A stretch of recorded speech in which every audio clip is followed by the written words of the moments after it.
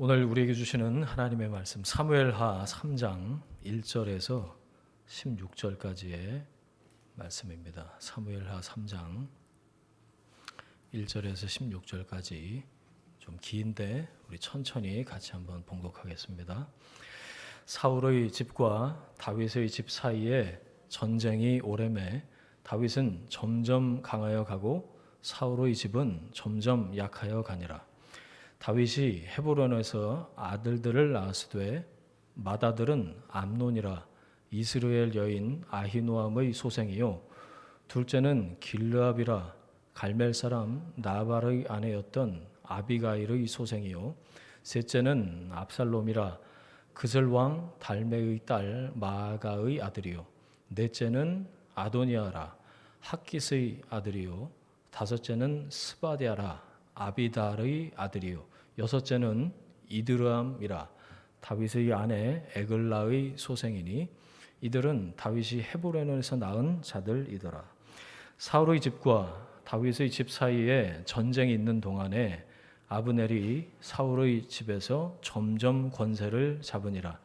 사울에게 첩이 있었으니 이름은 리스바요 아야의 딸이더라.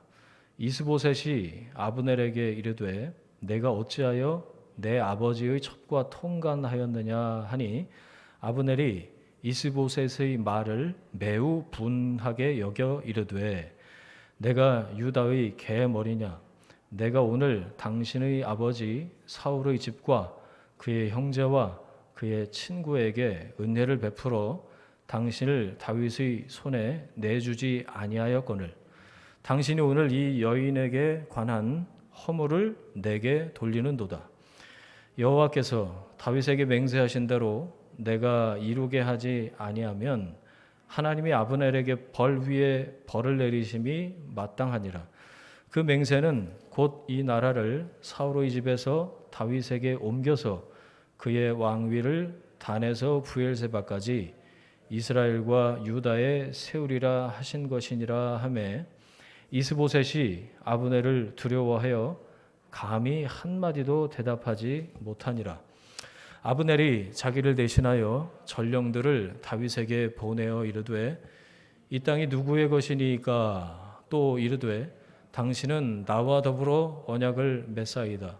내 손이 당신을 도와 온 이스라엘이 당신에게 돌아가게 하리이다 하니 다윗이 이르되 좋다. 내가 너와 언약을 맺거니와 내가 네게 한 가지 일을 요구하노니 나를 보러 올 때에 우선 사울의 딸 미가를 데리고 오라. 그리하지 아니하면 내 얼굴을 보지 못하리라 하고 다윗이 사울의 아들 이스보셋에게 전령들을 보내 이르되 내 처 미가를 내게로 돌리라. 그는 내가 전에 블레셋 사람의 포피 100개로 나와 정혼한 자니라 하니 이스보셋이 사람을 보내 그의 남편 라이스의 아들 발디엘에게서 그를 빼앗아 오매 그의 남편이 그와 함께 오되 울며 바울임까지 따라왔더니 아브넬이 그에게 돌아가라 하매 돌아가니라. 아멘. 점점 더 강해집니다. 점점 더 강해집니다. 이런 제목으로 말씀의 은혜 함께 나누겠습니다. 시간이 지나면서 세월이 흐르면서 점점 더 강해지는 나아지는 사람이 있고 점점 더 약해지는 사람이 있는 것 같아요. 요즘 여러분 어떠십니까? 약해지지 않으려고 아주 아무리 노력을 해도 건강은 이 시간이 지나면 세월이 지나면 지날수록 어쩔 수 없는 것 같아요. 아무리 운동하고 좋은 거 먹고 그래도 스트레스 관리하고 그래서 노화를 조금 늦출 수는 있겠지만 그걸 어떻게 막습니까? 막을 수는 없는 일이죠. 그래서 여기저기 망가지면 오래 써서 그런가 보다. 그리고 고쳐가면서 살아야지, 그렇죠? 그런데 그러면 소망이 뭐가 있나?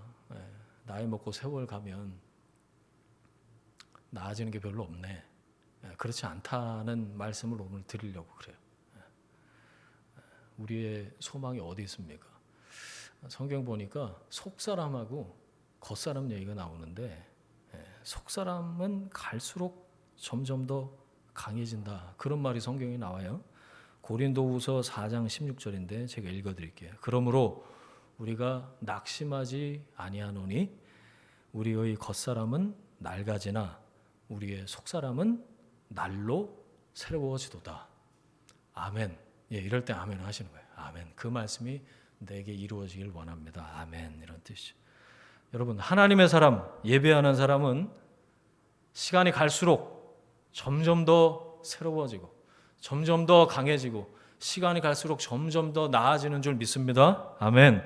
속사람이 새로워지는 거예요. 그게 어떤 은혜가 있다고요? 낙심하지 않을 수 있다 그래요. 여러분, 살면서 이 낙심의 문제가 굉장히 커요. 낙심, 마음을 떨어뜨린다 이거거든요. 절망입니다. 소망이 없으면, 소망이 끊어지면 죽는 거죠. 뭐 바라볼 게 없잖아요. 근데 속사람은 어떻게 새로워지는가 보니까 날마다 day by day, 어제 다르고 오늘 다르고 내일 달라요. 늘. 왜? 그 속사람은 하나님께 붙어있기 때문에, 하나님께 소속이 돼 있기 때문에. 겉사람은 갈수록 시간이 가면 뭐 어쩔 수 없이 건강이 약해지고 고쳐가면서 쓰고 이래도 우리의 속사람은 점점 새로워지고 점점 더 강해지고 점점 더 나아지고 갈수록 데이 바이 데이 날마다 하나님께서 우리 가운데 그렇게 행하실 수 있다라는 거죠. 이 말씀 들으면서 여러분 점점 더 강해지고 점점 더 새로워지고 점점 더 나아지는 그런 여러분의 속사람이 되시기를 주님의 이름으로 축원합니다. 점점 강해지는 인생, 그러면 점점 약해지는 인생이 있을 텐데 그 차이가 어디서 비롯될까? 그게 좀 궁금했어요. 그러니까 오늘 본문 1절을 보면서 계속 그 생각을 했어요. 다윗의 집은 하나님이 점점 더 강하게 하시는데 사울의 집은 점점 더 약해졌더라. 하나님의 뜻을 따르는가 아니면 사람의 욕심을 따르는가,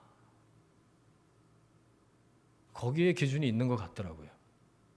지금까지 이제 사무엘에서 시작해서 여기까지 다윗 그리고 사울의 스토리 쫙 봤잖아요. 이제 사무엘하 스토리가 본격적으로 펼쳐지는데 사울의 집안 그리고 다윗의 집안이 이걸 잘 보여주고 있어요. 점점 더 강해지는 한 개인의 인생, 그리고 그 집안이라고 표현했는데 지파죠. 그리고 나라입니다. 그 공동체. 반면에 하나님의 뜻을 따르지 않고 사람의 욕심을 따르는 사울의 집안, 사울의 공동체, 사울이 남기고 간 사람들, 그 사람들의 무리, 그 11지파의 나라, 이런 것들의 차이가 거기서 비롯된다라는 거죠. 3장 1절 보세요. 사울의 집과 다윗의 집 사이에 전쟁이 오래매.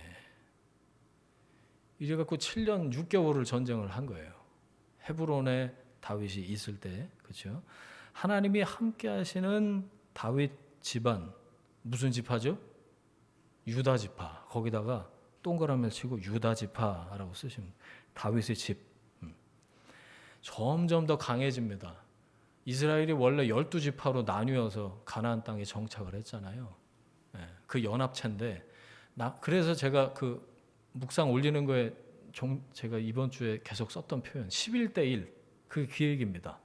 사울은 11지파를 갖고 땅 따먹게 하듯이 이렇게 갖고 있었고, 사울의 집안은, 다윗의 집안은 한 지파에 불과했어요. 유다 지파. 그러니까 11대 1이죠. 그 사이즈나 규모나 계속 전쟁을 하면 여러분 상식적으로 생각해 보세요. 어떻게 될까요? 말이 안 되는 거예요, 사실. 그러니까 1절은 뭐죠? 하나님의 개입이에요. 다윗이 뭘 잘해서 이긴 게 아니고요. 하나님이 간섭하시고 하나님이 개입하시고 하나님이 붙으셔서 다윗의 집안이 점점 더 강해졌다, 그거죠. 이걸 두 글자로 뭐라 그럴까요? 은혜입니다. 은혜. 다윗이 잘해서 그런 게 아니고 하나님이 함께 하셔서 하나님이 은혜를 베푸셔서 다윗의 집안이 점점 강해졌다. 그 와중에 전쟁이 계속돼요. 말이 7년 반이죠, 여러분. 여러분 7년 전에 어디 계셨어요? 기억나세요? 7년 전에 한국 들어왔네요. 저는 오늘이 그 세월호 9주기던데 보니까 배가 뒤집힌 걸 전 이제 독일에서 봤는데 이게 무슨 일이고 그랬어요. 그때는 이제 경상도 안 살았으니까 경상도 말은 안 했겠죠. 근데 다 구조가 됐다고 그랬어요 처음에. TV로만 보니까. 근데 나중에 뭐 어처구니 없는 일이 일어나죠. 여러분 말이 7년 반이지 잘 기억도 안 나는 까마득한 시간입니다. 어떻게 보면 다윗은 헤브론에서 꽤 오랜 시간을 거기서 지낸 거예요. 아니 사울이 죽었어요. 그러면 바로 그 기브온 왕궁으로 올라가서 즉위식하면 되는 거예요. 그런데 어떻게 이 헤브론에 다윗이 오게 됐죠? 2장 1절이에요. 2장 1절. 자, 앞에 보세요. 2장 1절. 하나님한테 물어봐요. 유다 한 성읍으로 올라가리까? 2장 1절 보면서 너무 반갑다. 전 제 성경에다가 반갑다라고 써놨어요. 왜 반가운가? 하나님한테 안 물어보고 블레셋으로 망명을 했던 그 다윗이 제정신 차리고 이제 하나님께 물어보는 존재가 됐어요. 다시 기도가 회복됐다는 거지. 그거 TV 프로그램 지금도 하나? 없어졌나? 우아달? 우리 아이가 달라졌어요. 거기는 애가 달라질 게 아니고 다 엄마 아버지가 달라져야 되는 거던데 보니까 그죠? 그거 패러디해서 우다달 우리 다윗이 달라졌어요. 죄송합니다. 이런 거 하지 말아야 되는데. 2장 1절 너무 반가워요. 하나님께 물어보네. 우리 다윗이 달라졌네. 결정을 하기 전에 하나님께 물어봅니다. 판단과 결정을 하나님께 여쭤봐요. 여러분 이게 하나님의 사람이 해야 될 일이에요. 그리스도인이 해야 될 일이에요. 이게 하나님께 여쭤보는 거. 판단과 결정을 맡겨요. 왜? 그분이 주인이시니까. 아멘. 그분이 왕이시니까. 아멘이시죠? 여러분 이래야 속 사람이 새로워지는 거지. 하나님의 다스림을 계속 받는 가운데 속 사람이 점점 강해지는 겁니다. 이렇게 할 때 강해져요. 스스로 강해지는 게 아닙니다. 3장 1절 갖고 그랬죠 제가? 다윗이 뭘 잘해갖고 된 게 아니고 하나님이 강하게 하셨다. 은혜다. 여러분 하나님의 사람은 하나님께 붙어있을 때 요한복음 15장 말씀 또 생각나는데 포도나무 되신 그분께 이 가지 된 우리가 붙어있을 때 하나님과 연결되어 있을 때 하나님의 레인 그 통치를 받고 있을 때 비로소 그때 새롭게 되고 점점 강해지고 갈수록 나아지는 줄 믿습니다. 아멘. 사울 왕이 이제 죽었어요. 이제 다윗은 기브온으로 올라가서 즉위식하면 되는 거예요. 그 당연한 걸 하나님께 물어봐요. 여러분 이걸 통해서 알 수 있는 게 뭘까요? 당연한 것도 여쭤보는 거예요. 그러니까 아침에 일어나서 하나님이 세수를 할까요 말까요 이런 기도를 하라는 건 아니에요. 여러분 중요한 결정은요 내 생각이 아니라 하나님의 뜻을 여쭙고 순종해야죠. 올라갈까요? 그랬더니 하나님이 바로 응답을 하십니다. 올라가라. 그죠? 2장 1절 다시 보고 있습니다. 그 다음 반응이 중요해요. 올라갈까요? 그랬더니 하나님 올라가라 그러셨어요. 그럼 어떻게 하면 되죠? 올라가면 되는데 자, 그 다음 반응 보세요. 어디로 가리까? 이게 물어봐요. 무슨 뜻이죠 이게? 어디로 갈지 결정하지 않았다는 거예요. 결정하지 않았다. 머릿속에 뭐가 있었을까요? 기브온. 다 알고 있었을 거 아니에요. 그런데도 하나님께 어디로 올라가리까 물어보고 올라가긴 올라가는데 내심 기브온으로 갈까요? 이렇게 물어봐도 물어보고 싶었을 텐데 구체적인 장소를 말씀하시지 않으니까 한 번 더 다시 여쭤본 거예요. 어디로 갈까요? 저는 이 본문을 보면서 하나님하고 어떻게 이렇게 구체적이고 자연스럽게 대화가 가능할까? 쌍방간의 커뮤니케이션, 의사소통이 가능할까? 놀라웠는데 여러분 잘 한번 생각해 보세요. 이때하고는 다른 게 우리 가운데 있어요. 뭘까요? 성령이 우리 안에 내주하고 계십니다, 여러분. 이 일이 성경에 수천 년 전에 기록된 그냥 역사적인 기록이 아니고 지금 나에게 일어날 수 있는 일이라고요. 하나님 갈까요? 어디로 갈까요? 그러면 하나님이 올라가라. 헤브론으로 가라. 이렇게 응답하시는 하나님이시다. 저는 그렇게 믿어요. 여러분, 여러분의 기도는 요즘에 어떻습니까? 청구서 날리는 기도 그거 말고 이런 기도, 하나님께 여쭙고 또 하나님의 음성을 듣는 기도가 여러분에게 있으십니까? 저는 이게 정상적인 대화로서의 기도라고 생각을 해요. 여러분, 어떻게 하나님 음성을 듣고 계세요? 저기 하경삼 우리 하다가 그것도 안 한 지 꽤 됐네요. 그거 보면서 같이 나눴던 건데 기억나세요, 여러분? 여러분, 하나님은 꿈과 환상으로 말씀하실 수 있는 분이시죠. 그 인정해요. 저 그 부인하지 않습니다. 꿈과 환상으로 말씀하실 수 있어요. 특별하게 하나님 스페셜하게 뭘 보여주시고 들려주실 수 있다. 그리고 내 귀에 들리게 말씀하실 수도 있는 분이시다. 하나님 살아계시니까. 그런데 여러분, 그것에만 집착을 하면, 잘 들으세요. 그것에만, 꿈과 환상, 계시 이런 데만 집착을 하면 광신으로 흐를 가능성이 높아요. 그걸 미칠 광자를 사서 광신이라고 불러요. 왜 그럴까요?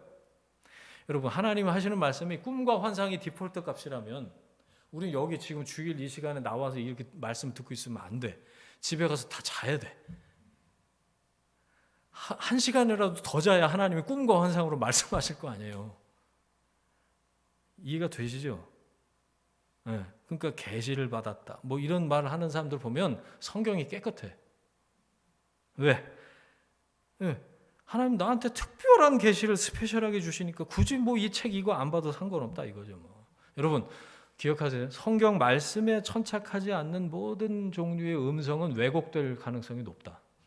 나의 욕심에서 비롯되거나 사단의 음성이거나 주변과 환경의 디프레스거나 이런 것들을 하나님의 음성으로 우리가 왜곡해서 잘못 알아들을 수 있다라는 거죠. 여러분 들리는 소리, 보이는 무언가 이게 아니고 기록된 하나님의 말씀에 집중하는 여러분들 되시길 바랍니다. 그래서 그렇게 제가 강조하는 거 묵상하자고. 이게 제대로다라는 거예요. 여러분 하나님은 성령의 감동으로 우리를 진리 가운데로 인도하시는 분이세요. 말씀이 생각나게 하세요. 그래서 우리에게 말씀하세요. 기도할 때 말씀이 떠오르셔요? 여기 안에 저장된 게 없으면 안 떠오릅니다. 그러니까 평상시에 말씀을 잘 저장해 놓는 게 필요하고 찬양할 때도 그 찬양 가사와 연동이 돼서 말씀이 생각나게 하시는 분 성령님이세요. 여러분 예배 드릴 때 설교를 들으면서 말씀을 깨닫게 하시는 분이 성령님이셔요. 요한복음 16장 13절 진리의 성령이 오시면 성령을 이렇게 표현해요. 진리의 성령. 그분이 오시면 그가 너희를 모든 진리 가운데로 인도하실 거다. 아멘. 여러분 성령님을 인정하시고 성령님을 초청하시고 성령님의 인도하심에 순종하십시오. 그거 해야 돼요. 그리고 성경을 펴서 읽으세요. 덮어놓고 믿지 말고 후탁신자 되지 말고 성경을 펴서 읽어라. 그럼 성경의 저자이신 성령께서 빛을 비추세요. 일루미네이션. 너 이거 따라와라. 그리고 하나님이 형광펜으로 이렇게 그어주실 때가 있어요. 어떤 단어나 문장이나 인물이나 이런 맥락을 통해서 말씀을 깨닫게 하시는 거죠. 그거는 내가 똑똑해졌나 봐. 그게 아니고요. 성령께서 가르쳐 주시는 거예요. 말씀을 깨닫게 하신다. 진리 가운데로 인도하신다. 여러분 이 말씀을 통해서 진리인 이 성경 말씀을 통해서 말씀하시는 하나님을 경험하게 되시기를 주 이름으로 축원합니다. 그러려면요. 내가 해야 될 게 먼저 있는 거지. 이렇게 예배 시간에 선포되는 말씀인 설교에 귀를 기울이고 집중하는 게 필요해요. 제가 하는 말이 다 하나님의 말씀이 아니에요. 그죠? 저는 통로로 쓰임 받고 있는데 하나님이 저를 통해서 이 선포되는 설교 말씀을 통해서 여러분에게 지금 말씀하십니다. 그 믿으시죠? 네. 하나님이 그렇게 깨닫게 해주신다. 말씀으로 그렇게 인도하신다. 어디로 갈까요? 다시 갑니다. 어디로 갈까요? 네. 헤브론으로 갈지리다. 그래서 헤브론이 어디인지 찾아봤네. 네. 믿음의 조상들이 정착한 땅이 헤브론입니다. 아브라함, 이삭, 야곱이 묻힌 막벨라 굴이 있는 동네가 아브라함이 돈 주고 샀잖아요. 굴이 거기 있어요. 믿음의 조상들이 다 묻혀 있는 땅이 헤브론이에요. 그리고 유다 지파가 마침 거기 있었어. 넓은 땅입니다. 다윗과 함께했던 2,000명이 함께 거주할 수 있는 정착할 만한 넓은 땅이었다. 그리고 여호수아 갈렙 그 할아버지가 이 산지를 내게 주소서. 그 산지가 바로 그 헤브론이에요. 요새였다 이거죠. 헤브론은 그래서 안전하고 넓고 그리고 하나님이 정하신 구약시대 6군데 도피성 중에 하나였다. 자, 이건 머릿속에 딱 갖고 계세요, 여러분. 헤브론은 도피성 중에 하나였구나. 이게 나중에 이제 사무엘하 중반쯤 되면 이것과 연관된 스토리가 또 나와요. 다윗이 헤브론이 하나님이 헤브론으로 갈지니라 이렇게 말씀하시니까 이걸 다 알고 갔는지 모르고 갔는지 몰라요. 성경에 안 나와. 그런데 가서 보고는 제가 생각하기에 할렐루야 했을 것 같아요. 다윗이 할렐루야. 왜? 2장 3절 보세요. 또 자기와 함께한 추종자들과 그들의 가족들을 다윗이 다 데리고 올라가서 헤브론 각 성읍에 살게 하니라. 잘 정착했다 그거예요. 자, 그런데 4절 그곳에서도 문제가 있었어요. 유다 사람들이 와서 다윗한테 기름을 부어요. 왜 기름을 붓죠? 구약시대 누구누구한테 기름을 부었죠? 왕, 선지자, 제사장. 제사장이나 선지자는 아닐 거예요.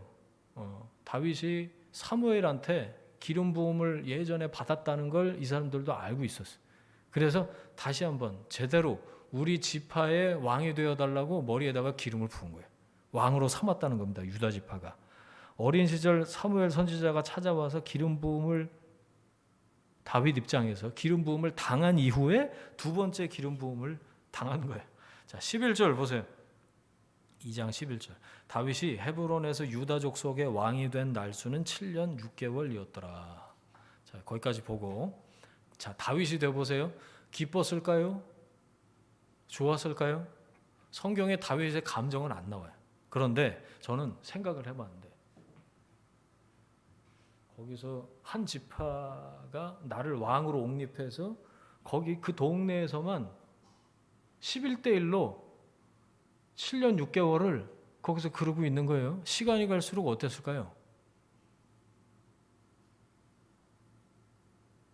사람마다 생각이 다른 건가요? 아니면 시간이 갈수록 아마 초조했을 것 같다. 저는 그런 생각을 했어요. 다윗이.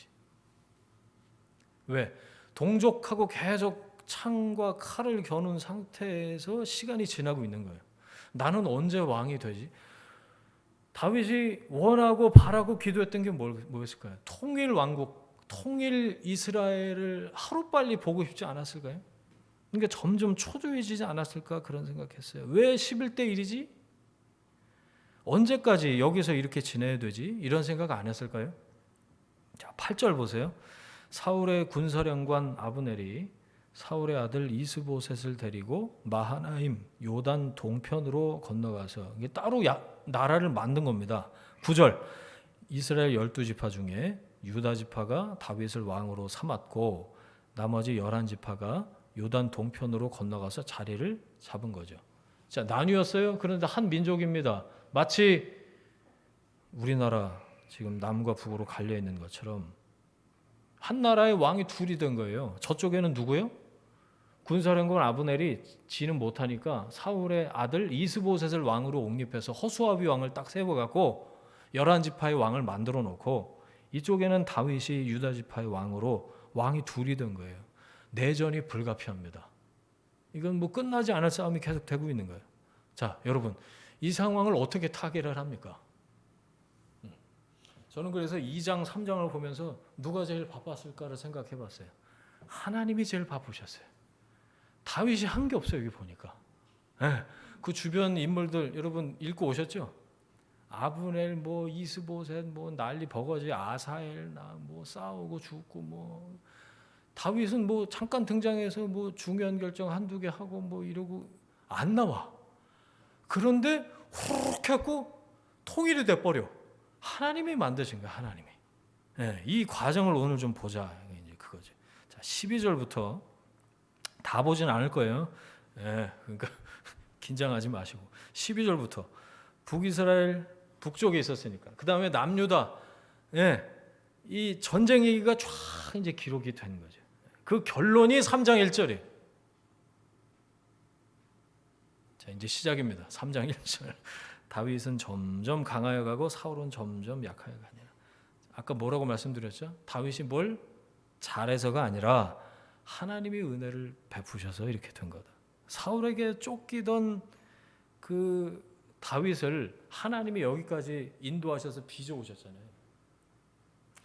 이제 헤브론에서 7년 반 동안을 하나님이 다윗을 어떻게 세우는지를 여러분 보시게 될 거예요. 다윗이 온 이스라엘, 통일 이스라엘의 왕이 될 때까지 5장에서 그렇게 되는데, 그죠? 이상하게 그때까지 다윗이 별로 한 게 없어. 한 일이 없어, 드러나게. 자, 11지파는 동족입니다. 형제지간에 서로 죽고 죽이는 일을 반복하면서 유다 지파의 왕이 된 다윗이 무슨 생각을 했을까요? 불편했을 겁니다. 전쟁을 최소화하고 싶었을까요? 왜? 그 가슴에 멍이 들면 동족끼리 칼과 창을 겨누고 죽고 죽이고 이게 반복이 되면 나중에 통일 이스라엘이 되고 나서도 이거는 서로 씻을 수 없는 상처를 가지고 평생 살아가야 되는 것밖에 안 되잖아요. 하나님이 다윗을 저는 그렇게 하신 거 아닐까 그런 생각이 들었어요. 너 좀 가만히 있어라. 그러면서 하나님이 만들어 가세요. 그것도 대적들을 통해서. 그거 보셨죠? 아브넬이 거의 주인공처럼 나와서 막 그러는데 다윗이 뭘 했나를 좀 찾아보니까 아브넬이 나라를 가지고 이제 딜하려고 오잖아요. 그러니까 잔치 베풀어줘. 어이 잘했다 야. 다윗이 한 거 그거. 그 다음에 이스보셋한테 전령을 보내갖고 야 미갈 데려와. 뭐 이거밖에 없어. 그리고 헤브론 초기에 6 아내를 둔 거. 다른 거 뭐 있나요? 그것밖에 한 게 없어요. 다윗이 유다 지파만이 아니고 온 이스라엘의 왕이 되는 그 과정을 보면 다윗이 뭘 잘해서 훌륭한 인물이어서 위인이어서 본받을 만해서 왕이 된 게 아니라고요. 이게 무슨 얘기일까? 하나님이 온 이스라엘의 주인이시고 왕이시다. 그 얘기를 해주고 싶어. 우리는 우리 스스로를 강하게 하고 싶어요. 그래서 스펙도 쌓고 뭐 이것저것 다 끌어다가 나를 돋보이게 만들고 내가 앞으로 살아갈 것을 위해서 무리하게 이렇게 저렇게 하게 되는 일들도 있는데 여러분 그 과정에서 하나님이 주인이신지 하나님의 왕이신지 이걸 우리가 생각해야 되겠다라는 거죠. 그러면서 하나님이 바쁘셨다 제가 말씀드렸잖아요. 하나님이 다윗의 대적들을 통해서 이 통일 이스라엘이 되는 그 과정 상황들을 전부 다 만드시면서 다윗의 잘 들으세요 여러분 약점이 드러나고 있어요. 그래서 오늘 다윗의 오늘 설교 제목을 다윗의 약점 1, 2, 3 이렇게 하려다가 그리고 금요일 날 문자 보내면서 1, 2, 3 찾아오세요 뭐 이런 걸 할까 하다가 오늘 그냥 말씀을 나눠야겠다 생각을 했는데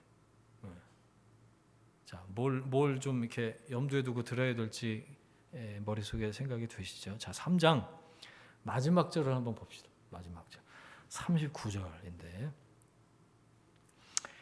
볼게요. 내가 기름 부음을 받은 왕이 되었으나 지금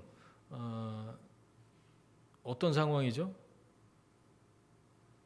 요압이 아브넬 죽이고 나서 요압이 컨트롤이 안 되는 거라. 끝까지 그래요. 끝까지 요압이라는 인물은.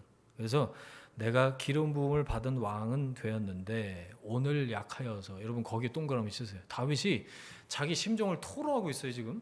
오늘 내가 약하다 야 죽겠다 야 내가 버거워. 누가요?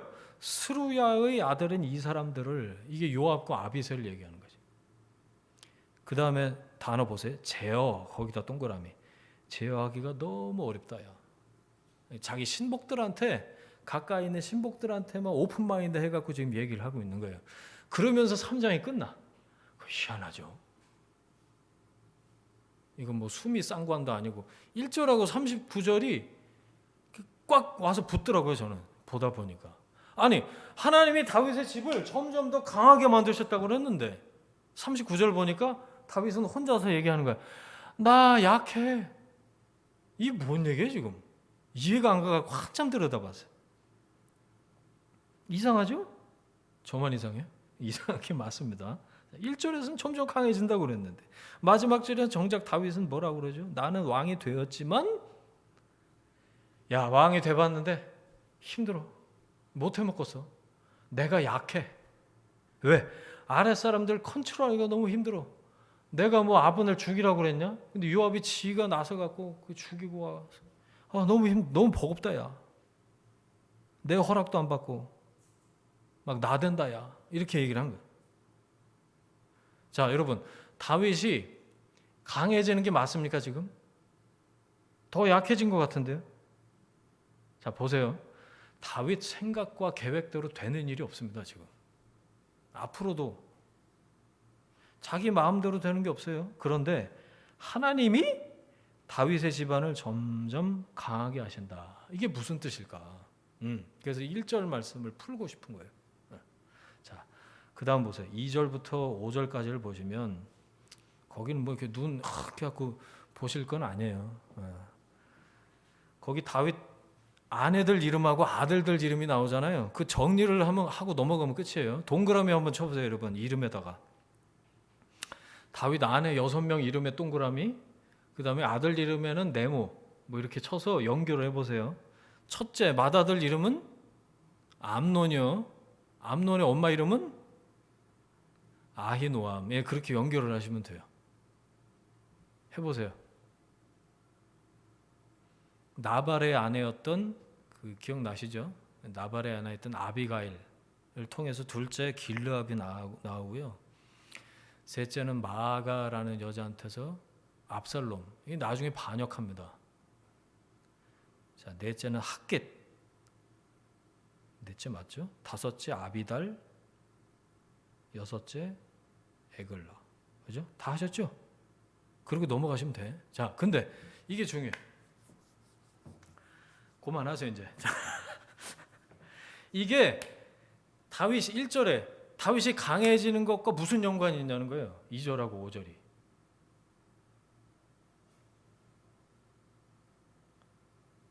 자, 그대로 갈수록 인구가 뭐죠? 노동력이자 국력이에요. 한 집안에 자녀를 많이 낳는 건 하나님이 축복하셨다 이런 거였어요. 자, 그러니까 2절부터 5절은 축복이다 이렇게 정리를 할 수 있을까요? 그런 것도 있어요. 그런데 이거는 다윗이 헤브론에서 자, 그 중에 중요한 게 뭐냐면 그술 나오죠. 몇 조야? 예, 셋째 압살롬이 그술왕 3절 거기에 그술왕 달메의 딸 마아가의 아들이요. 그술이 어디예요? 저기 11지파가 있었던 마하나임 그 옆 동네인데 이방 나라예요. 자, 이방 나라의 여인을 데려다가 아들을 낳았어요. 왜 그랬을까요? 이걸 네 글자로 뭐라고 그러죠? 왕이 하는 거. 정략 결혼. 그래야 안 쳐들어올 거 아니야. 서로 이제 부부의 연을 맺어가고 유럽의 많은 나라들이 그 합스부르크 왕조인가 뭐 거기하고 스페인하고 잉글랜드하고 뭐 다 이렇게 연결을 해갖고 서로 쳐들어가지 말자 뭐 그런 거를 정략 결혼한 거예요. 정략 결혼. 자,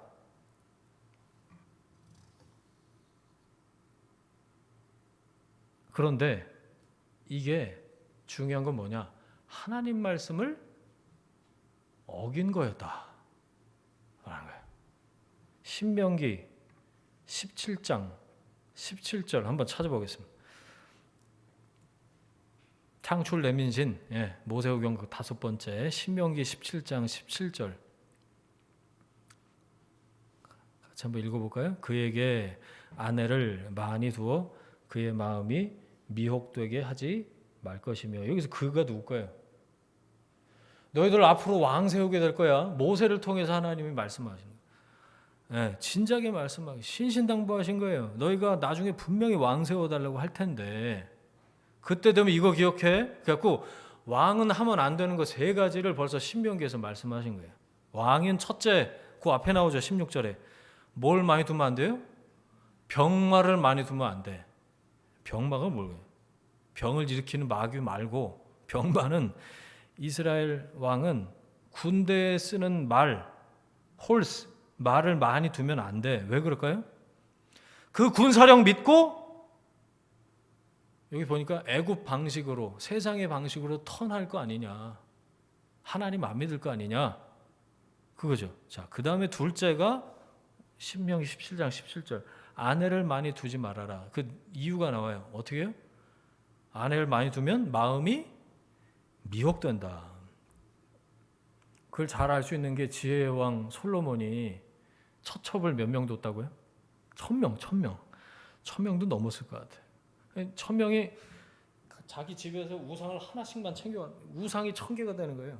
온 나라에 솔로몬 때 우상 숭배가 만연하게 됐죠. 미혹된 겁니다. 아내를 많이 두지 말아야 될 이유. 그 다음에 셋째, 은금을 많이 쌓지 말아라. 왜? 이스라엘 왕이 돈의 힘을 믿고 하나님을 경외하지 않게 될 거다. 그래서 그 세 가지를 모세를 통해서 진작에 신신당부를 하셨는데, 그런데 이걸 다윗이 몰랐을까요? 몰랐을 리가 없죠. 그런데 정략 결혼을 해버리네. 아내 두지 말라고 그랬는데. 현대인의 성경으로 제가 읽어볼게요. 왕은 또 아내를 많이 두어서는 안 됩니다. 그렇게 되면 그 마음이 여호와를 떠나게 될 것입니다. 아니, 아내가 많으면 왜 그 마음이 여호와를 떠나게 될까요? 왕은 판단하고 결정하는 자리에 있습니다. 이스라엘 왕이 누구죠? 이스라엘 왕은 하나님을 대리하는 사람이에요. 다른 나라 왕하고 달라요. 하나님의 왕이신 거예요.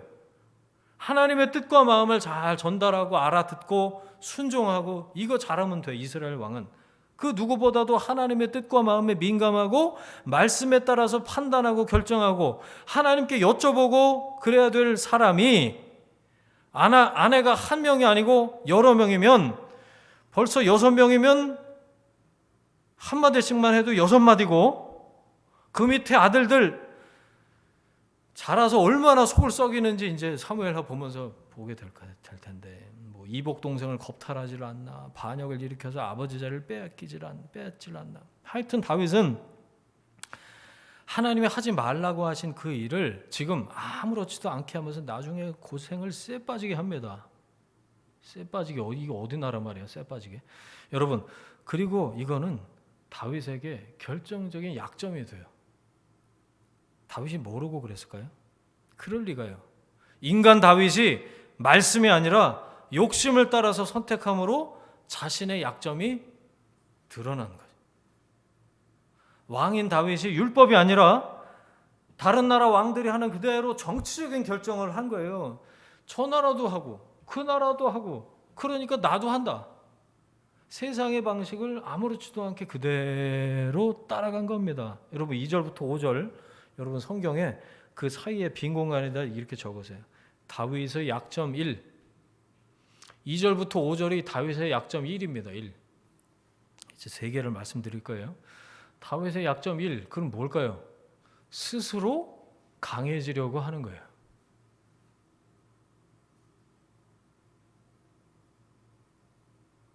통일 이스라엘에 하나님이 세우신 왕이 될 사람이 하나님이 만드셔서 하나님이 역사하셔서 하나님이 주관하시고 하나님이 인도하셔서 세우시는데 하나님이 다윗의 집을 점점 강하게 하시는데 다윗이 아무렇지도 않게 2절부터 5절을 보니까 자기 스스로 다른 나라처럼 똑같이 스스로 강해지려고 하는 노력을 아무 생각 없이 지금 하고 있는 거예요. 다윗의 약점이 드러나고 있습니다. 왕이 처음이라서?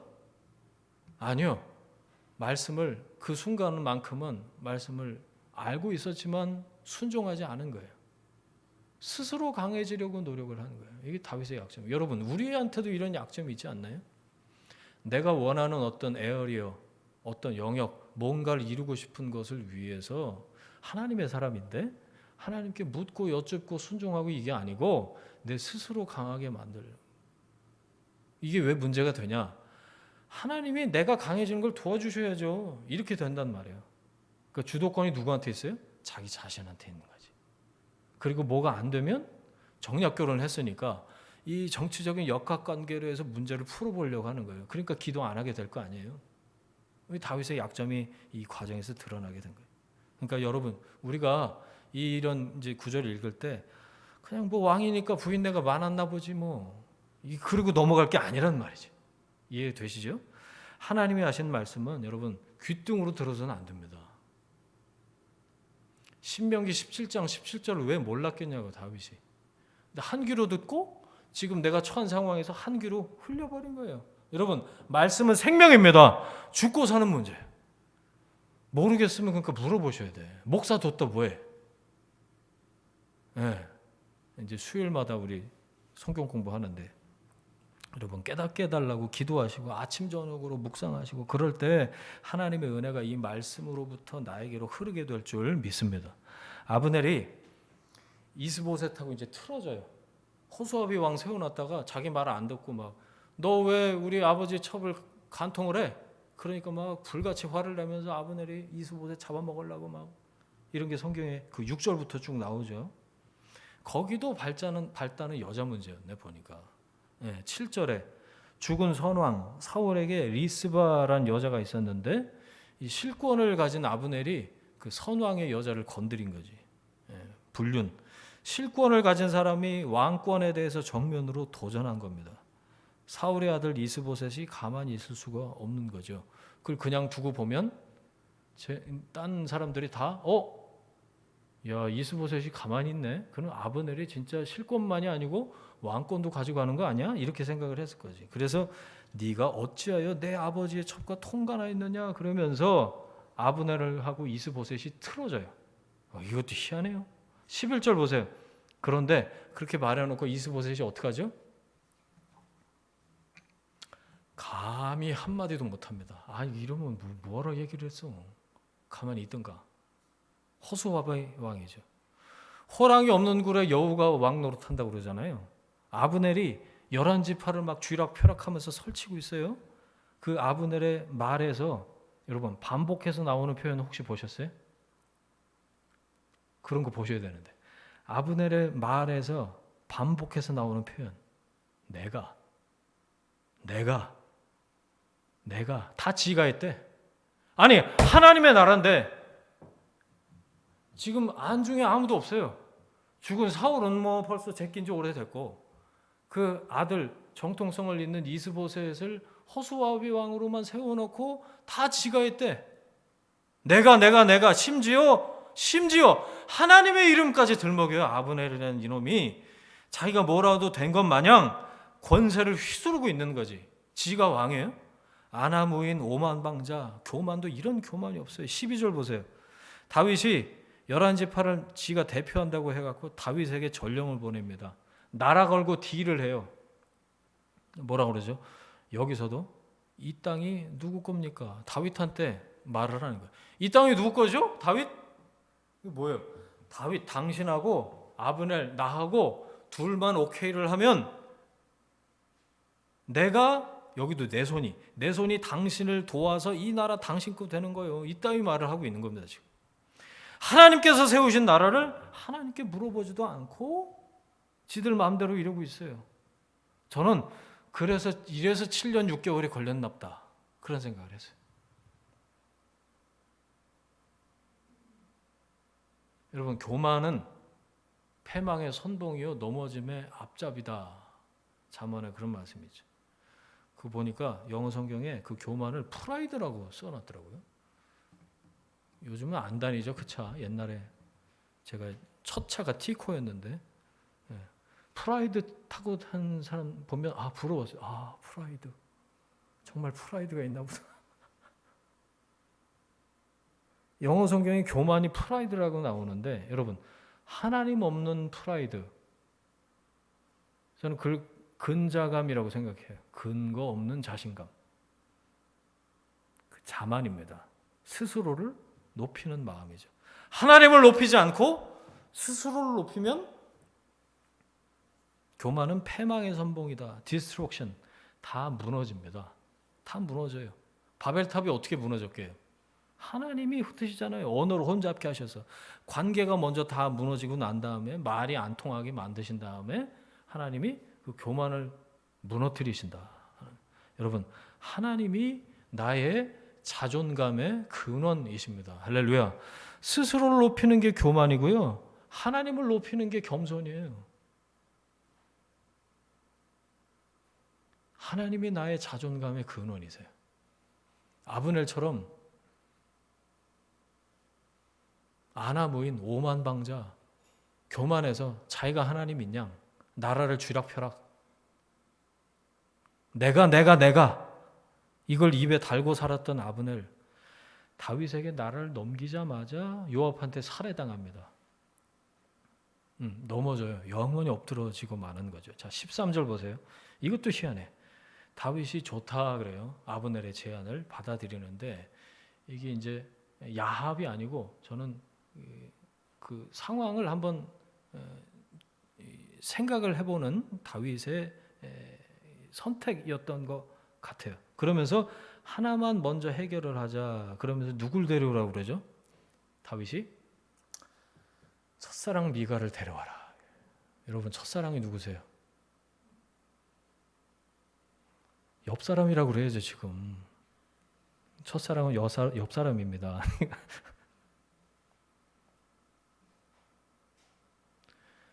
왜 미가를 데려오라고 그랬을까? 보고 싶어서. 6명 아내를 헤브론에서 얻었는데 영 아니야, 미갈이 나, 뭐 이래서 데려오라 그런 걸까요? 이 미갈의 히스토리 너무너무 재밌는데 이거 나누다 보면 오늘 점심 못 먹어. 윤태희 집사님 가셔야 되는데 피자 왔네. 좀 받아주세요. 이건 이따가 설교 나눔 시간에 미갈의 히스토리를 좀 들여다보도록 하고, 여하튼 자 13절, 우선 사울의 딸 미갈을 데리고 오라. 여러분, 자 보세요. 지금 아내가 몇 명이에요? 다윗한테 벌써 별이 6개. 여기다가 미갈까지 플러스 1 하면 7명 돼. 7명. 하나도 힘든데 뭐 이러면 안 되시고, 자 다른 6명의 아내들이 이 말을 몰랐을까요? 다윗이 공적으로 한 말이 성경에 기록이 되어 있어. 몰랐을까요? 다 알고 있었겠지. 여러분, 여성의 그 6번째 감각으로 한번 생각을 해보세요. 참 피곤했겠다 이런 생각이 드는데 이 집안이 미갈을 데려와라. 첫사랑 아니야? 뭐 이렇게 다른 6명이 그런 생각하지 않았을까요? 여러분, 이게 뭐냐면 다윗이 지금 다른 관계는 안중이 없어요. 자, 13절 옆에다가 쓰세요. 다윗의 약점 2.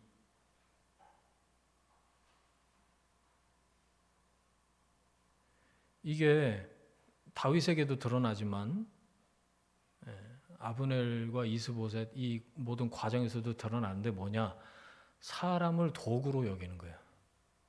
사람을 수단으로 생각하는 거. 이게 다윗이 지금 통일 왕국의 이스라엘의 왕이 되는 과정에서 드러난 다윗의 약점이다라는 거죠.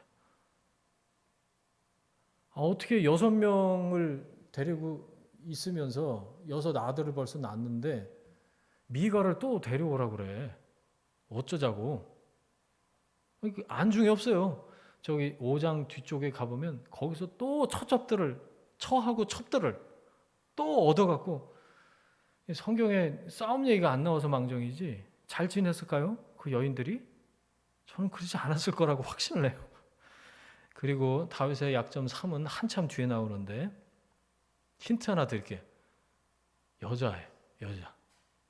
누굴까요? 넘어가요. 일단 넘어갑니다. 자, 14절. 다윗이 이스보셋에게 전령을 보내는데 내 처 미갈을 내게로 돌리라. 아브넬한테 내가 말했는데, 아브넬하고 전령을 주고받은, 근데 이스보셋한테 물어봐요. 이스보셋 너도 동의하냐? 미갈을 다시 데리고 오는 거예요? 그러면 미갈을 나한테 돌려보내라 라고 이스보셋한테 얘기를 하죠. 이게 정치적인 결정이었다는 겁니다. 왜? 지금 이스보셋이 미갈을 돌려보내면 어떻게 되죠? 다윗이 여전히 사울의 사위라는 걸 인정하게 되는 거예요. 법적인 아들 아니에요. son-in-law. 당신들 11지파하고 나 유다지파 이 나라는 통일되는데 전혀 하자가 없다. 그걸 드러내고 싶어서 미갈을 데려오라. 이런 정치적인 결정도 있었다는 거죠. 그러니까 6명의 아내들뿐만 아니고 미갈도 수단으로 생각을 한 거예요. 이해되시죠? 자, 그러면서 16절에 드디어 다 왔어요. 오늘 마지막 부분 한번 볼까요? 그동안 미갈과 살던 남자 이름이 거기 나오는데 발시네요. 아내를 빼앗기니까 어떡하죠? 성경에 이런 게 왜 나와? 희한하잖아요. 울면서 바후림까지 따라왔다. 거기 보니까 한 3시간 거리인 것 같아. 지도 보니까 3시간을 울며 얼마나 사랑했나 그런 게 느껴지나요? 아니면 거기 보니까 미갈이 울었다 그런 얘기는 없어. 그러면서 발디엘의 MBTI는 F고 미갈은 T였나? 뭐 이런 걸로 묵상이 되나요? 여러분, 한 가정과 사람들의 관계가 완전히 뭉개지고 있다는 거예요. 뭐죠? 사람이 수단과 도구가 되고 있다는 거예요. 다윗은 그게 안중에 없어요. 지금 자기 정치적인 입지를 위해서 미갈도 6명의 아내도 쫓아오면서 우는 발디엘도 자, 다시 1절로 갑니다. 전쟁 중에 다윗은 점점 강해졌다. 근데 반면 사울의 집은 점점 약해졌다 그러죠. 그런데 39절 보니까 다윗이 독백처럼 읊조려요. 내가 왕이 되긴 했지만 내가 약해져서 점점 약해져서 팔로워들 요압 아비새 얘네들 제어하기가 너무 어렵다. 이렇게 1절과 39절이 정반대인 이유가 뭘까? 이걸 풀기를 원합니다. 여러분, 다윗이 하나님 빼고는 약하다는 걸 드러내시는 거예요. 헤브론에서의 7년 6개월이 그래서 필요했던 까닭입니다. 다윗이 훌륭해서 강해진 게 아니에요. 하나님이 자격 없는 다윗을 강하게 하셨다는 거예요.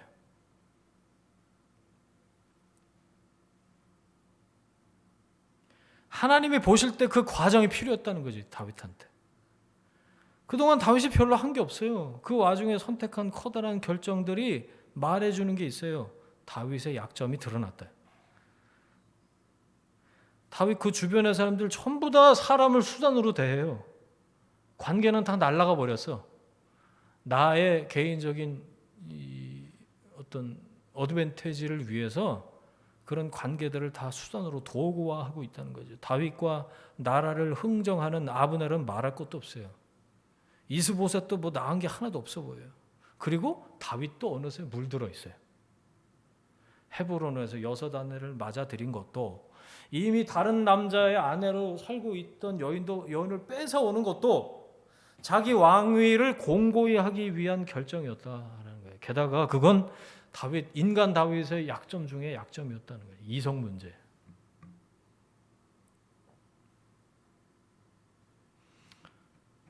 이쯤 되면 생각이 나셔야 되는데 다윗의 약점 3 누굴까요? 저 뒤에 나온다고 말씀드렸죠. 여러분, 다윗 그러면 가장 먼저 생각나는 사람? 골리앗 사건. 예. 그리고 다윗 인생에서 한 가지 더 인물과 관련된 사건을 꼽아라. 그럼 누구요? 밧세바 사건. 골리앗 사건으로 다윗의 일생이 시작됐다고 해도 과언이 아니죠. 그리고 시작점이 골리앗 사건이었다면 다윗에게 밧세바 사건은 마지막 지점이에요. 거기서부터 꺾여서 다윗의 인생은 하얀 그래프를 계속 그리게 됩니다. 뭐가 보이세요? 다윗의 약점 3이에요. 이성 문제. 3가지 약점이 드러나고 있어요. 자, 정리합니다. 스스로를 강하게 하려는 다윗을 하나님이 정지 작업 시키시는 것 같아요. 헤브론에서 7년 6개월 동안. 네가 스스로를 강하게 해서 왕국에 내가 통치하고 만드는 왕국의 왕이 되는 게 아니야. 내가 강하게 하는 거지. 네가 왕이 아니야. 내가 왕이지. 하나님 그렇게 말씀. 두 번째, 사람을 수단으로 대하는 사람들 안에서 너도 그렇게 하고 있구나. 그게 아니다. 사람은 수단이나 도구가 될 수가 없다. 세 번째, 다윗이 이제 지금부터 시작이 돼서 나중까지 이제 극복이 잘 안 되고 있는 그 문제, 다윗 개인에게 있는 그 이성 문제, 음란의 문제.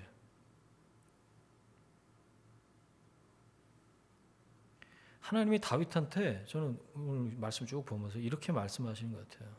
다윗 39절처럼 오늘 나는 약해서 팔로워들을 제어하기 힘들어.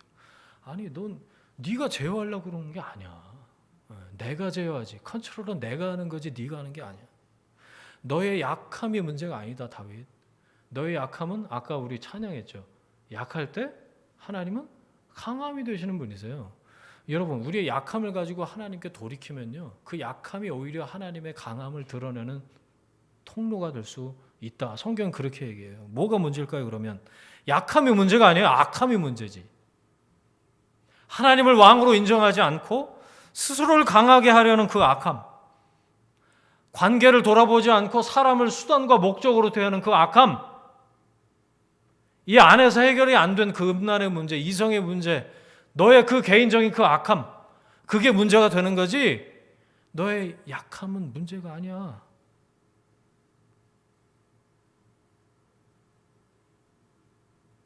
나는 나의 나라를 나의 방식으로 나의 마음에 합한 그런 너를 통해서 세워가길 원한다. 하나님이 다윗에게 그렇게 말씀하시는 것 같더라고요. 말씀 정리하겠습니다. 유다 지파에 의해서 왕으로 세워진 다윗의 소원이 있다면 하루빨리 통일된 나라를 보는 거였겠죠. 동족이 서로를 죽이는 이런 불가피한 내전이 있었는데 생각보다 시간이 오래 걸려요. 너무 힘든 과정이 있었을 거예요. 그런데 하나님이 함께 하시는 다윗은 점점 더 강해졌다라고 얘기를 하고 있어요. 그 과정에서 하나님이 다윗의 집안을 강하게 하시는 그 과정에서 다윗 안에 숨겨져 있던 약점이 드러납니다. 스스로 강해지려고 한 거죠. 약점이 드러난 거예요. 여러분, 쓰임 받을 때 약점은 문제가 안 됩니다. 우리가 가지고 있는 약점이 문제가 안 된다고요. 쓰임 받을 때 하나님께로 돌이키면 돼요. 그러면 그 약점을 통해서 하나님이 강점으로 만드시고 하나님이 강함이 되셔서 우리를 쓰신다. 약할 때 오히려 강함이 되시는 분이 하나님이세요. 내가 스스로 강해지는 게 아니에요. 하나님의 강하심이 드러나는 게 관건이지. 그렇죠? 여러분, 제대로 쓰임 받으려면요, 그래서 내 욕심을 내려놓는 게 관건이겠죠. 회개하고 하나님의 방향으로 돌이키는 게 관건이겠죠. 그러면 하나님이 다 만들어서 쓰시는 줄 믿습니다. 대적들을 데려다가 나는 가만히 있어도 하나님이 다 환경과 상황을 만드셔서 우리를 그렇게 사용하세요. 문제는 뭐라고요? 악함. 내가 가지고 있는 약점을 가지고 하나님께 돌이키지 않고 그 약점이 나를 걸거매는 습관이 되잖아요. 거룩하지 못한 습관이 되면 그게 악함이 되는 거죠. 사람을 수단으로 생각하게 되고 사람을 욕심을 채우는 도구로 생각하게 될 때 정상적인 관계가 아니라 다윗이 요압 저거 컨트롤 안 돼. 제어가 안 되고 나는 약해졌어. 난 못해 먹을 것 같아. 이렇게 얘기한 것처럼 사람을 컨트롤하려는 마음이 앞서게 될 때 어려움을 맞닥뜨리게 된다는 거예요. 여러분, 아랫사람만 컨트롤하려고 할까요? 아니에요. 사람은 자기와 연관된 모든 사람을 자기 마음대로 컨트롤하려고 제어하려고 하는 마음이 다 숨겨져 있다. 윗사람도 내가 원하는 대로 컨트롤하고 싶고 내 옆사람도 내 마음대로 컨트롤하고 싶고 아니에요. 하나님께 맡겨요. 사람은 결코 나의 어드밴티지를 위한 수단과 방법과 도구가 될 수가 없다. 그래서 변화를 원하신다면 자기 먼저 변화되고 또 변화가 필요한 그 사람을 위해서 기도할 뿐이에요. 그러면 하나님이 개입하셔서 하나님이 만져가시지 내가 어떻게 해서 될 문제는 아니다. 사람은 제어하는 존재가 아니에요. 그리고 내가 제어할 수가 없습니다, 여러분. 그것부터 확실히 해야지. 불완전한 내가 제어가 가능한가요? 아니요. 주인 되신 하나님이 나를 컨트롤하십니다. 사람이 그래서 마음으로 자기의 길을 계획해도 그 걸음을 인도하는 분은 하나님이시다 그러셨어요. 나의 주인이신 하나님이 그렇게 하신다. 왕이신 하나님의 컨트롤에 그 제어 당하는 하나님의 사람이 되시기를 축원합니다. 그럴 때 하나님이 기뻐하시는 그 하나님의 영역, 하나님의 에어리어가 우리 삶에 구축되는 거예요. 그럴 때 하나님의 왕국이 내 안에서 넓어지고 깊어지게 될 줄 믿습니다. 마지막으로 이 말씀이 생각나는데 함께 찾아서 읽고 말씀 마치겠습니다. 시편 37편. 시편 37편. 다윗이 쓴 시예요. 1절부터 6절을 보겠습니다. 시편 37편 1절에서 6절. 악을 행하는 자들 때문에 불평하지 말며 불의를 행하는 자들을 시기하지 말지어다. 그들은 풀과 같이 속히 배임을 당할 것이며 푸른 채소같이 쇠잔할 것이미로다. 여호와를 의뢰하고 선을 행하라. 땅에 머무는 동안 그의 성실을 먹을거리로 삼을지어다. 여호와를 기뻐하라. 그가 내 마음의 소원을 내게 이루어 주시리로다. 내 길을 여호와께 맡기라. 그를 의지하면 그가 이루시고 내 의를 빛같이 나타내시며 내 공의를 정오의 빛같이 하시리로다. 아멘. 우리는 가만두면요, 그냥 생각하는 게 스스로를 강하게 하는 거예요. 그거 하려고 그냥 분주하게 동분서주 뛰어다니면서 살아가고 있는 거 아니에요. 내가 어떻게 하면 내 이름을 낼까? 내가 어떻게 하면 보장된 삶을 살까? 내가 어떻게 하면 안정된 삶을 살아볼까? 전부 다 어떻게 보면 스스로를 강하게 하려고 하는 이 노력의 일환일 수 있다는 거죠. 하지만 여러분, 우리의 수고로 우리가 원하는 바를 이룰 수 있다면 우리는 분명히 교만할 거예요. 되네. 안 될 땐 어떡하죠? 하나님 안 도와주셔서 좋잖아요. 뭐 이런다고. 그게 교만이에요, 여러분. 최우선 순위에 하나님을 두십시오. 우리가 하나님을 어떻게 할 때? 기뻐할 때. 하나님이 내 삶에 이루신 것을 기뻐하는 게 찬양이잖아요. 우리가 하나님을 기뻐할 때, 하나님을 예배하고 하나님께 내 길을 맡길 때 하나님께서 소원을 이루시고 우리 삶을 기쁨으로 충만하게 하실 줄 믿습니다. 어떻게 그러면 점점 강해질 수 있을까요? 강함이 되시는 주님께 붙어 있는 겁니다. 스스로를 강하게 하고 사람을 수단으로 쓰고 이게 아니라 나의 악함을 하나님께 돌이키고 회개하고 강함 되시는 주님께 붙어 있을 때 우리는 점점 더 강해질 수 있다.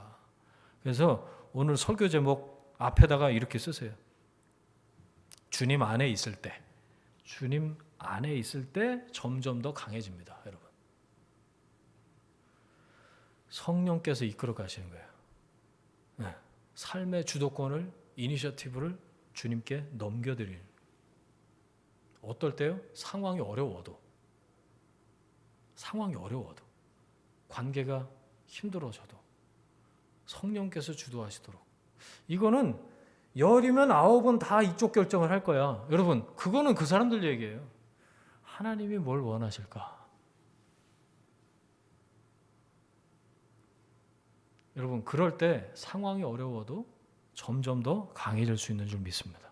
강함이 되시는 하나님 안에 머무는 겁니다. 우리가 약할 때 강함이 되시는 주님을 찬양합니다. 하나님께서 여러분 개인과 우리 가정, 우리들의 가정 또 교회와 일터와 자녀들을 강하게 붙으시고 점점 더 갈수록 강하게 하실 줄 믿습니다. 승리하게 하실 줄 믿습니다. 아멘. 함께 기도하겠습니다. 이 시간에 나에게 주신 하나님이 주신 말씀, 깨달은 말씀 붙잡고 함께 기도하겠습니다. 통성으로 함께 기도합니다. 하나님 아버지 감사합니다. 이 시간에 점점 더 강해지는 하나님께서 다윗을 통해서 이스라엘을 어떻게 세워가시는지 이 과정을 통해서 우리에게 말씀해 주시니 하나님 감사합니다. 하나님, 다윗의 약점이 드러나고 하나님이 어떻게 이런 과정을 통해서 한 나라를 세우시고 한 개인을 세우시는지를 봤습니다. 하나님, 다윗 안에 있던 약점이 드러났습니다. 하나님, 사람을 수단과 목적으로 대하지 않겠습니다. 하나님, 우리 가운데 말씀하시는 그 하나님께서 우리의 강함이 되시는 것을 믿고 나갈 때, 주님 안에 붙어 있을 때, 하나님 안에 머물러 있을 때 하나님이 우리의 강함이 되시는 줄 믿습니다. 하나님, 다시 한번 우리 삶에, 우리 개인적으로 가지고 있는 여러 가지 문제 중에 하나님 앞에서 하나님 그 문제가 해결이 되고 또 회개하고 하나님께로 돌이킴으로 하나님 그것을 통해서 주님 안에 머물 수 있도록 도와주시고, 하나님 주님께서 우리 안에서 하나님 우리와 함께 우리의 강함이 되시는 것을 경험하고 간증하는 하나님의 사람들 될 수 있도록 주님 축복하시고 역사하여 주옵소서. 주님 붙드시옵소서. 함께 하실 줄 믿습니다. 주님 영광 받아 주옵소서. 이제는 우리의 주인 되신 예수 그리스도의 은혜와 하나님 아버지의 사랑하심과 성령님의 동행하심이 내 안에서 강함이 되시는 주님 안에 머물러서 점점 더 강하게 하시는 그 주님을 경험하길 원하는 하나님의 사람들 위해, 그들의 일터와 가정과 자녀들 위해 지금부터 영원까지 함께 하시기를 간절히 축원하옵나이다. 아멘.